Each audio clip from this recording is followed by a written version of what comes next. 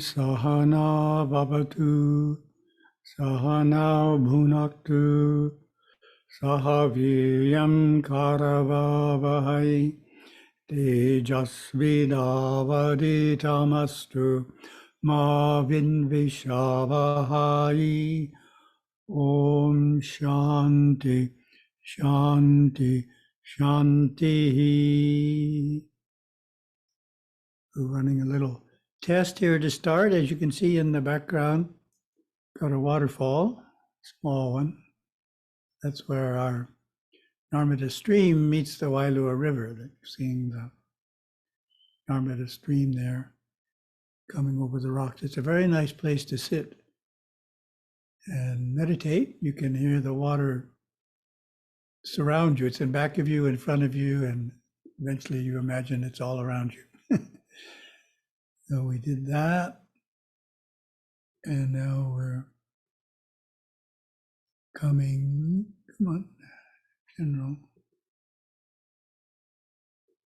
Okay, try again. There we go, there we go. So this is where I really am, my office. And we'll share the screen. Topic, first topic, share. Okay, we are seeing first topic.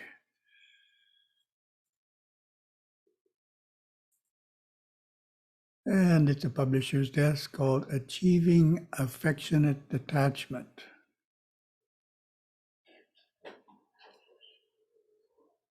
One second here. Is your desk lowered? Probably not. Thank you. Okay, little technical adjustment there.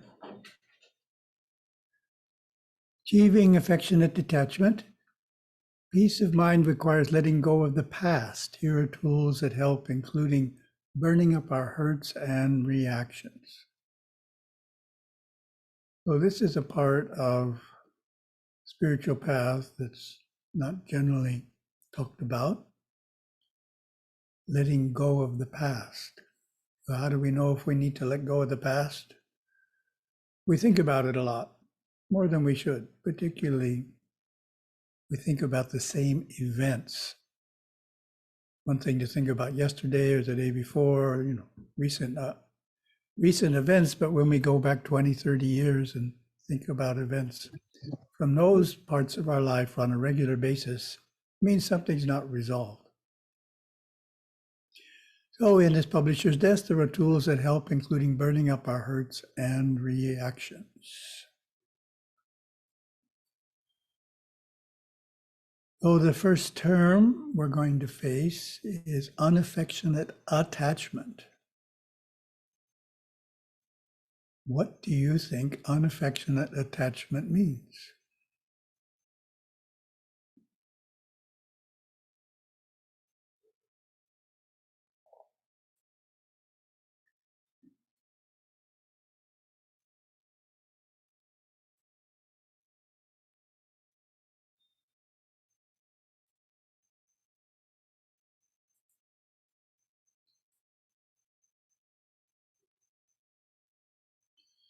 Movies often depict a son or daughter who, now an adult, holds deep-seated hard feelings toward one or both parents for things that happened while growing up. For example, in one emotional film scene, a daughter rattles off a long list of unhappy interactions with her mother. When I was 10 years old, you did this to me, and then on my 20th birthday, that happened. When I was 15, you did this. When I was 25, I brought a boy home and you were unkind to him. When I was 30, this happened.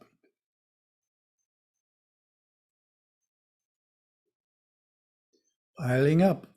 Early reactions is as natural as it is debilitating. As grown-ups, we can continue adding to our subconscious stockpile of you did this one to me resentments.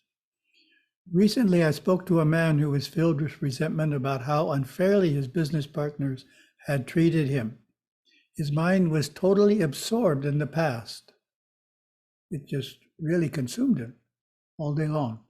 One partner cheated me by doing this 4 years ago. 2 years ago, another partner did that. And last month, this happened. Did the son or daughter demonstrate any good feelings toward the parents? Did the businessman like or respect his partners? No. There were only disturbed feelings between them. There was no affection. It was unaffection. Was there attachment to the hurtful memories? Yes. There was powerful clinging to the past and frequent mental rehashing of unsavory events. I call this common condition unaffectionate attachment. It is a state of mind filled with bitterness, misunderstandings, bad memories, and even grudges. Anyone can fall into this abyss. Some live there throughout life.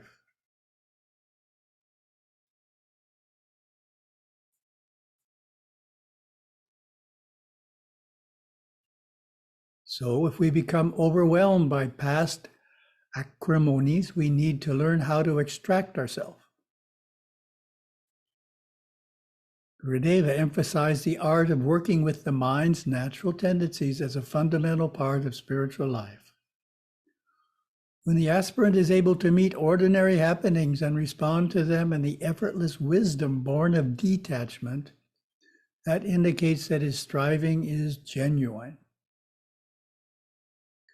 When he is able to encounter conditions that send ordinary people into states of disappointment or discouragement, and when his emotional nature indicates mastery over these lesser states of consciousness, he is well on his way toward filling the gaps of a natural growth of the instinctive vehicles, body, emotions, and intellect. To maintain equilibrium on the path, we need to clear the subconscious mind of such negative attachments, which I am calling unaffectionate attachments. The presence of significant unaffectionate attachments in the subconscious will cause the mind to constantly dwell on the past. It is not hard to understand that this hampers our creativity and progress in the present, diminishing our quality of life. One of the victims is our ability to meditate. Unresolved emotional issues in the subconscious can make it impossible to quiet the thinking process when sitting for meditation. In his Yoga Sutras, Sage Patanjali addresses these blockages as externalizing samskaras that need to be transformed. Definitely externalizing. Gurudeva gave specific practices for removing them from the mind. As we know, the primary method he gave is Vasanadaha Tantra, known as journaling in Western terminology.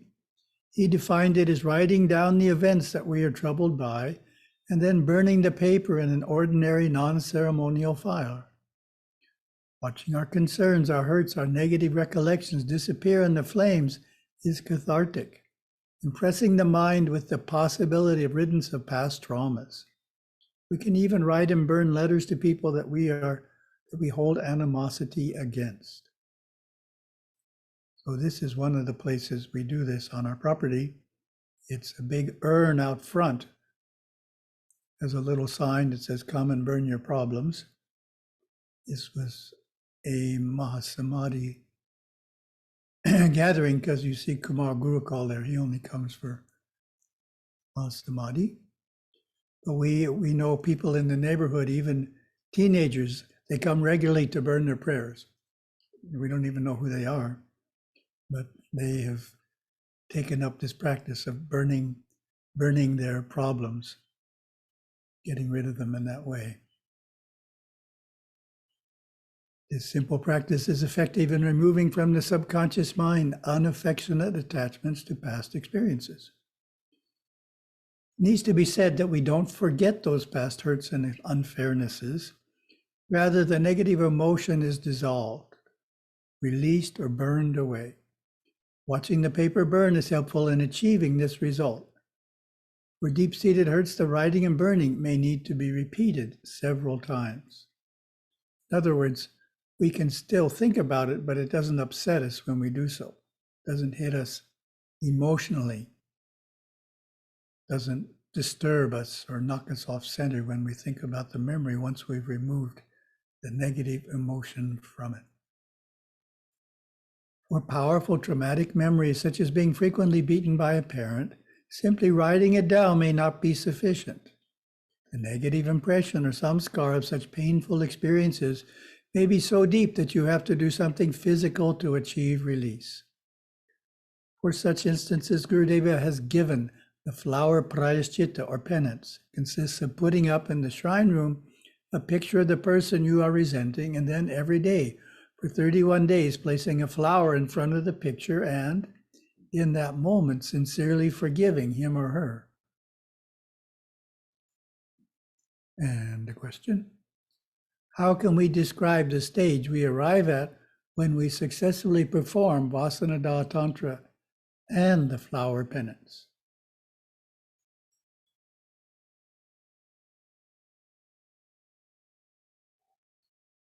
So before, to give a hint, before we were in unaffectionate attachment.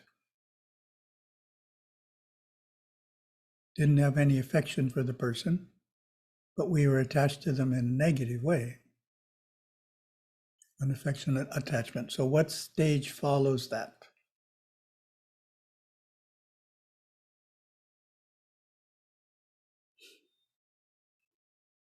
What happens when we perform practices like Vasanada Tantra and the flower penance? We arrive at stage 2, unaffectionate detachment. We still don't like the person, but at least we are not thinking about them all the time in a negative way. We have detached ourselves partially. We have no fondness, no love, but we are no longer dwelling endlessly on the past. We have understood the situation.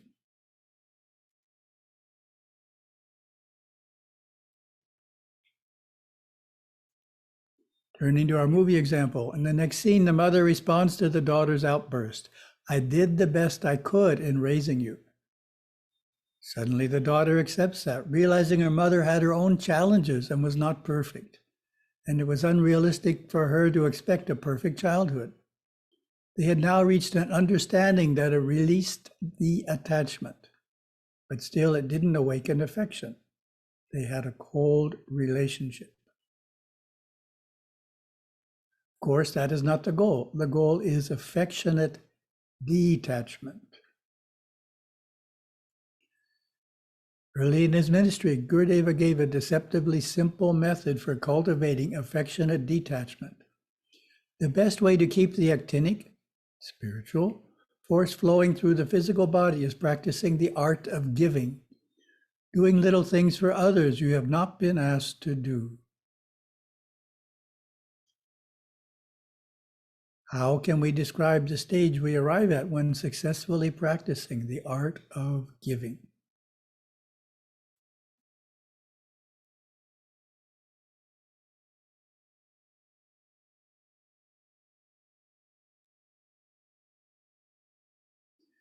That's not difficult, right? Doing little things for others that you have not been asked to do. Try it yourself and you will find that, yes, it does work. It actually takes us from unaffectionate detachment to affectionate detachment. That's what we're trying for. It builds up love and good feelings toward those to whom we had hard feelings in the past. Of course, one act of giving doesn't change everything, but repeat it over and over again, offering little gifts, doing things for others that they don't anticipate, changes the feelings between people, creates more love, more kindness, and warmth.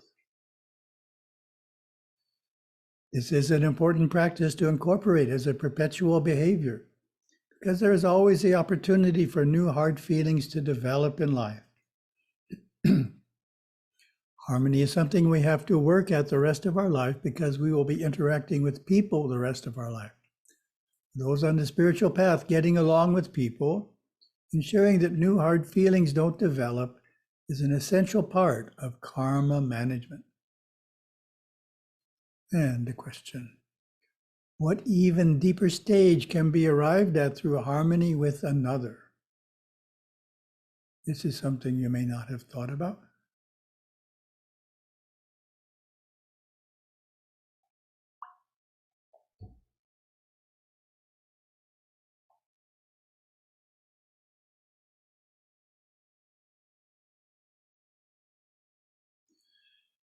The resultant harmony is empowering, but Gurudeva takes it even further. He says, it eventually leads to greater actinic understanding. That means we not only have good, kind feelings about others, but we also understand their nature better. A better understanding of another person. Part of the reason we don't get along with some people is that we just don't understand them. A natural assumption is that everyone is like me. In reality, you may not meet anyone just like you your whole life. People are different, sometimes very different. We are unaware of such differences, misunderstandings, and hard feelings can arise. Our attitudes and interactions naturally improve when we are aware of the differences, sensitivities, needs, and limitations of others. When the attitudes of affectionate detachment are the daily norm, not only do we have kindly feelings toward others, but we also understand them in an intuitive, actinic way. It is not an intellectual analysis. It is an intuitive sense of who a person is, what karmas he or she has brought into this life. And because we appreciate that person's nature, we make allowances and get along with them better.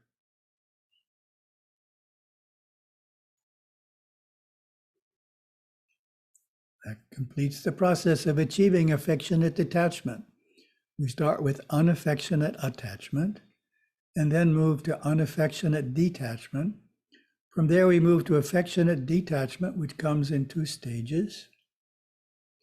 First stage is expressing more love and kindness towards others. The second stage is understanding others more clearly, cognizing the nature of our family, friends, and acquaintances in an intuitive way, from the inside out, and therefore loving them more, being able to get along with them better.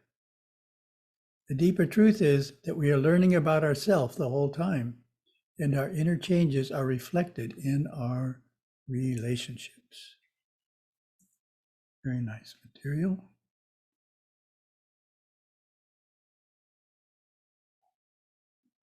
We have our second topic, which is SBNR profile from India. Shrishti Chopra, 26. Shrishti labels herself as religiously spiritual. Got her own term. She lives in New Delhi and was born in a family that practices all pertinent religious rituals, whether related to birth, marriage, or death. But when it comes to belief systems, there was always freedom to search and explore. We never visited temples. We were always free to visit out of our own choice, of course, but we are always taught that God is omnipresent with or without the existence of temples. She does not visit temples often, but does believe that temples have great vibrations of austerity. Shrishti says her personal study and learning from Hindu scriptures guide her in life. So that's really good. We want what we learn to impact how we live. She does not remember exactly how and when she started walking her spiritual path, but notes that yoga has been an integral part of it. When I was facing health issues while I was approaching adulthood, yoga came to my rescue. I feel if I had not taken to yoga, I would have become obese and been prey to so many diseases like thyroid problems and depression. I took to the spiritual path under the umbrella of yoga, following the teachings of Sri Sri Ravi Shankar through his Art of Living program. She thinks Hinduism is a bridge to a deeply spiritual life. Her belief in the divine and in the divinity in the world makes her God-loving and not God-fearing. That's good. We did that one recently. I have experienced the divine power many times when I was facing difficulties in life, she says. Shrishti describes yoga as the greatest vehicle for India's wisdom. We try to practice religion per the scriptures. We pray to the Murtis, go to the temple, and also on pilgrimage. There are so many religious places in our country which I fully admire and respect. However, unlike other religions, there are no preset conditions, such as a requirement to visit a certain place once a year or even once in a lifetime. I'm not bound by any such conditions, though religion is important to me and worshiping the murtis in the temple is important to me also. We all want to seek and connect to something which is divine, more powerful and bigger than ourselves. In fact, we feel that such a source of power will help us move smoothly through the hurdles, problems, and ups and downs of our lives. As part of Sanatana Dharma, as per the teachings of our scriptures, we not only pray to the murtis, but also to nature, including fire, sun, and earth. Even though the sky does not have a form, we still worship it. So we worship both form and formless. I feel that the God is not just here in the murti, but is also there in all of us. And I try to understand and imbibe this knowledge. That's a very good insight. It's also there in all of us. There is definitely a change required in Hinduism that is being followed by us today. Earlier, the Hinduism we used to follow was a bridge leading to be more God-loving, finding our own selves, learning to be more kind, humane, and helpful. We should first learn about the basic values of Sanatana Dharma that have come from our ancient wisdom and inscribe those in our lives. Unlike youth belonging to other religions, most of the youth belonging to Hinduism are not well aware of their scriptures. How many of our Hindu youth today have actually studied their basic scriptures? And how many of our youth have read the Bhagavad Gita, the Mahabharata, and the Ramayana? Feel our youth need to apply the teachings of our Dharma in real life. Our Dharma and scriptures teach us to love and serve others. This is what we need to practice. That is the whole crux of what I want to say. Very nice, Sarishti. I think qualifies as both spiritual and religious, and very strong on understanding that we need to apply all we learn in our daily life. Thank you very much.